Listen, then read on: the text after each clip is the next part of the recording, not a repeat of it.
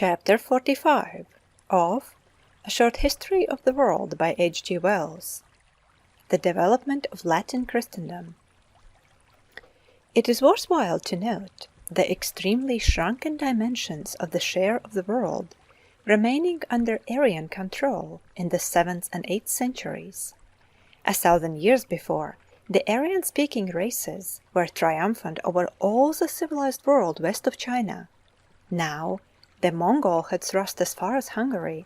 Nothing of Asia remained under Aryan rule except the Byzantine dominions in Asia Minor, and all Africa was lost, and nearly all Spain. The great Hellenic world had shrunken to a few possessions around the nucleus of the trading city of Constantinople, and the memory of the Roman world was kept alive by the Latin of the Western Christian priests. In vivid contrast to this tale of retrogression, the Semitic tradition had risen again from subjugation and obscurity after 1,000 years of darkness. Yet the vitality of the Nordic peoples was not exhausted. Confined now to Central and Northwestern Europe, and terribly muddled in their social and political ideas, they were nevertheless building up gradually and steadily a new social order and preparing unconsciously for the recovery of a power even more extensive than they had previously enjoyed. We have told how, at the beginning of the 6th century, there remained no central government in Western Europe at all.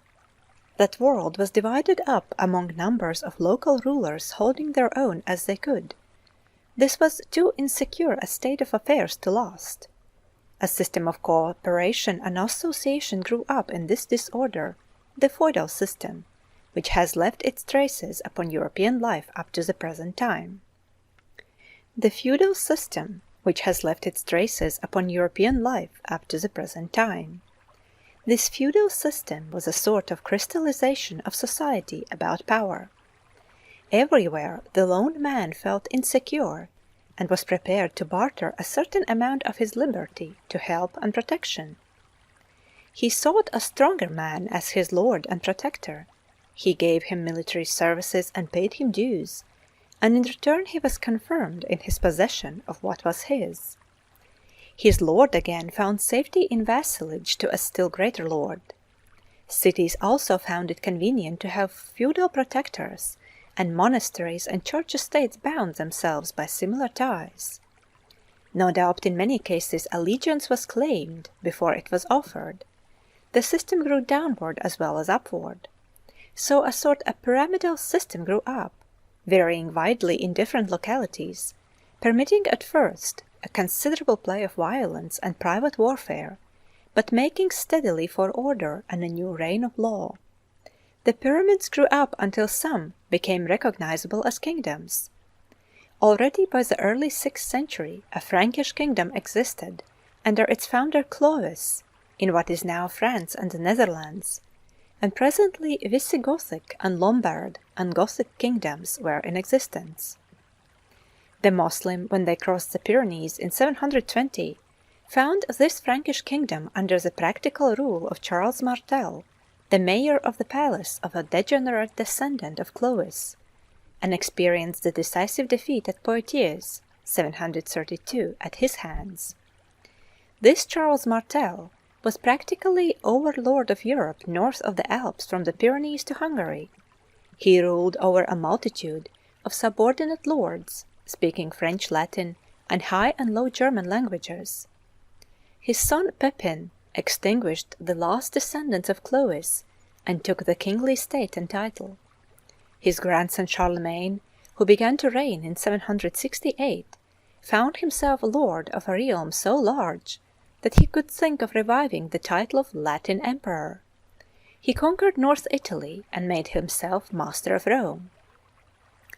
Approaching the story of Europe as we do from the wider horizons of world history, we can see much more distinctly than the mere nationalist historian how cramping and disastrous this tradition of the Latin Roman Empire was.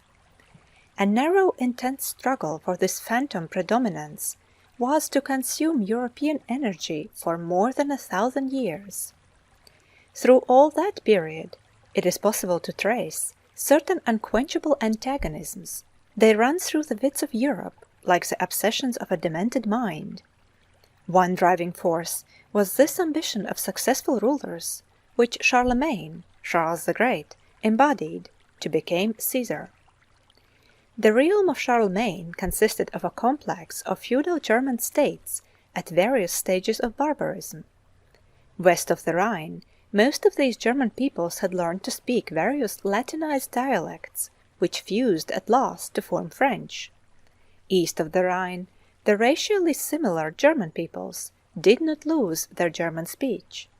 On account of this, communication was difficult between these two groups of barbarian conquerors, and a split easily brought about. The split was made the more easy by the fact that the Frankish usage made it seem natural to divide the empire of Charlemagne among his sons at his death.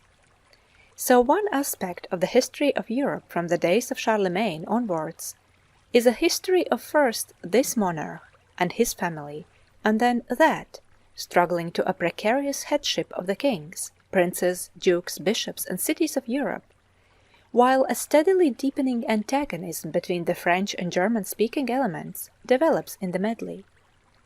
There was a formality of election for each emperor, and the climax of his ambition was to struggle to the possession of that worn-out, misplaced capital Rome, and to coronation there.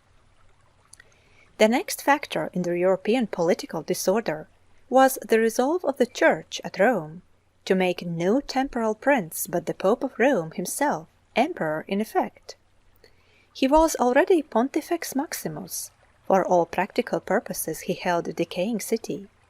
If he had no armies, he had at least a vast propaganda organization in his priests throughout the whole Latin world.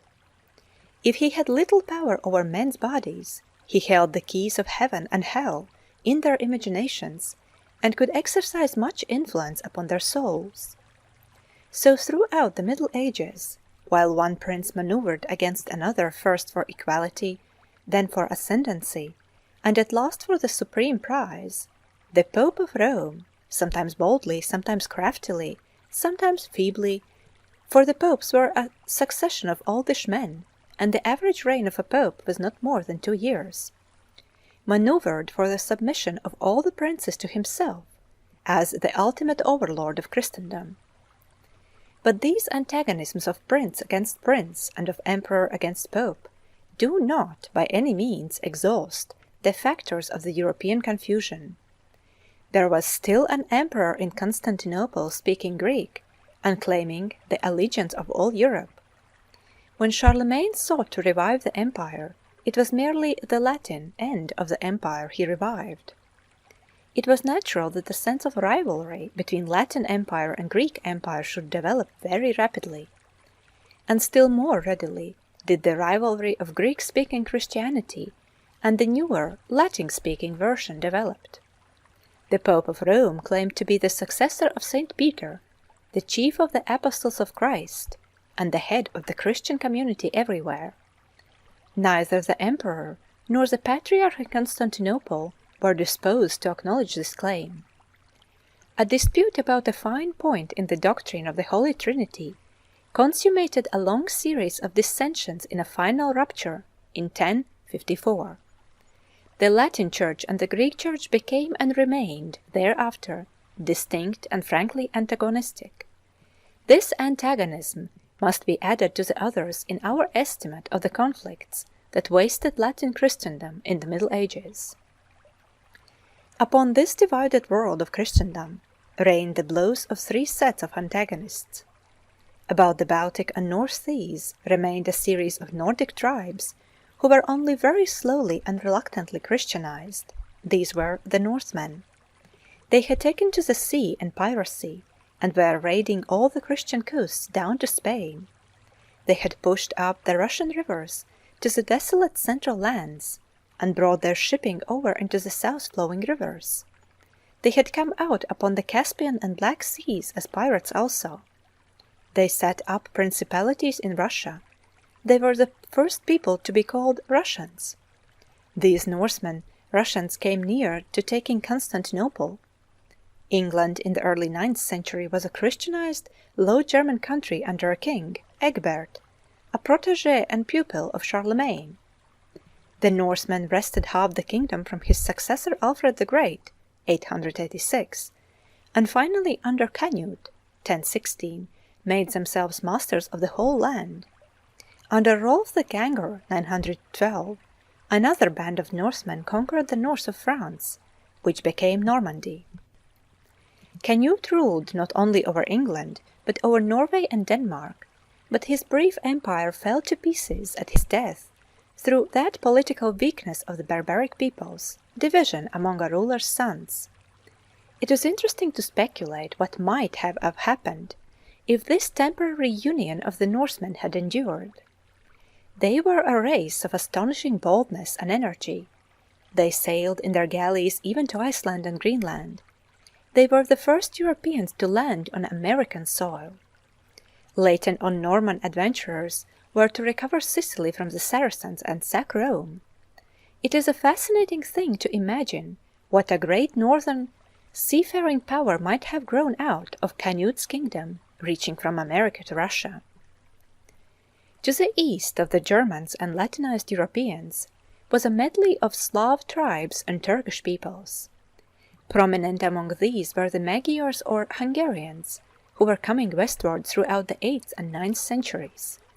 Charlemagne held them for a time, but after his death they established themselves in what is now Hungary, and after the fashion of their kindred predecessors, the Huns, raided every summer into the settled parts of Europe.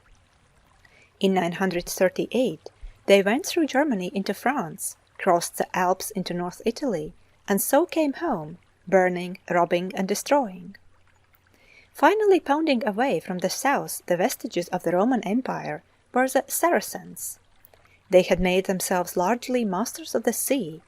Their only formidable adversaries upon the water were the Norsemen, the Russian Norsemen out of the Black Sea, and the Norsemen of the West.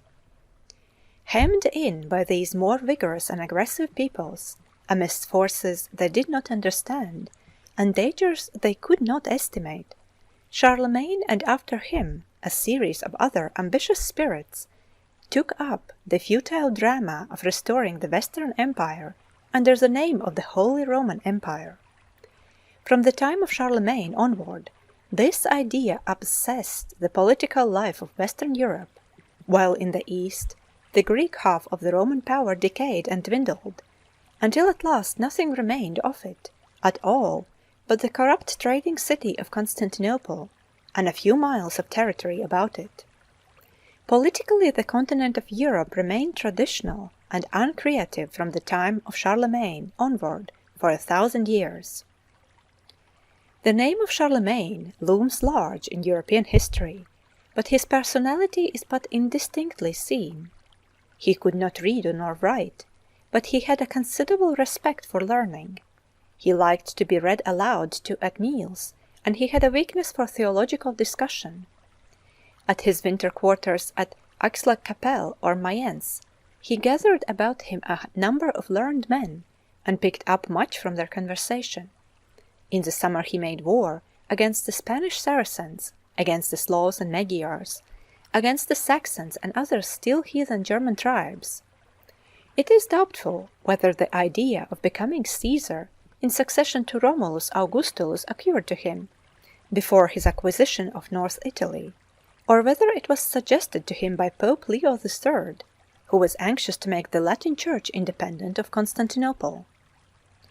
There were the most extraordinary maneuvers at Rome between the Pope and the prospective emperor, in order to make it appear, or not appear, as if the Pope gave him the imperial crown. The Pope succeeded in crowning his visitor and conqueror by surprise in St. Peter's on Christmas Day 800 A.D. He produced a crown, put it on the head of Charlemagne, and hailed him Caesar and Augustus. There was a great applause among the people.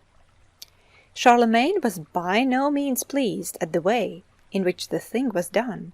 It rankled in his mind as a defeat, and he left the most careful instructions to his son that he was not to let the Pope crown him emperor. He was to seize the crown into his own hands and put it on his own head himself. So at the very outset of this imperial revival, we see beginning the age-long dispute of Pope and Emperor for priority. But Louis the Pious, the son of Charlemagne, disregarded his father's instructions and was entirely submissive to the Pope. The empire of Charlemagne fell apart at the death of Louis the Pious, and the split between the French-speaking Franks and the German-speaking Franks widened. The next emperor to arise was Otto, the son of a certain Henry the Fowler, a Saxon, who had been elected King of Germany by an assembly of German princes and prelates in 919. Otto descended upon Rome and was crowned emperor there in 962. This Saxon line came to an end early in the 11th century and gave place to other German rulers. The feudal princes and nobles to the west, who spoke various French dialects, did not fall under the sway of these German emperors after the Carlovingian line, the line that is descended from Charlemagne, had come to an end, and no part of Britain ever came into the Holy Roman Empire. The Duke of Normandy, the King of France, and a number of lesser feudal rulers remained outside. In 987, the Kingdom of France passed out of the possession of the Carlovingian line into the hands of Hugh Capet, whose descendants were still reigning in the 18th century. At the time of Hugh Capet, the King of France ruled only a comparatively small territory around Paris. In 1066, England was attacked almost simultaneously by an invasion of the Norwegian Norsemen under King Harald Hardrada and by the Latinized Norsemen under the Duke of Normandy. Harold, King of England, defeated the former at the Battle of Stamford Bridge and was defeated by the latter at Hastings. England was conquered by the Normans and so cut off from Scandinavian, Teutonic and Russian affairs and brought into the most intimate relations and conflicts with the French. For the next 4 centuries the English were entangled in the conflicts of the French feudal princes and wasted upon the fields of France. End of chapter 45.